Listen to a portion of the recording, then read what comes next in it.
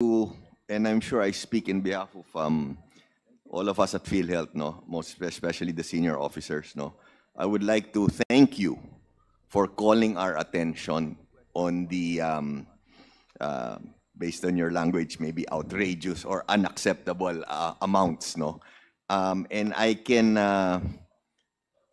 assure Honorable Chair and this committee and you, ma'am, that as President of PhilHealth, starting today, I will see to it and I will make sure that for all future events and future celebrations and future expenses, we will really be cognizant and be aware of our mandate to the Filipino people on being more prudent, on being more, on avoiding ostentatious or unexplainable expenses. No?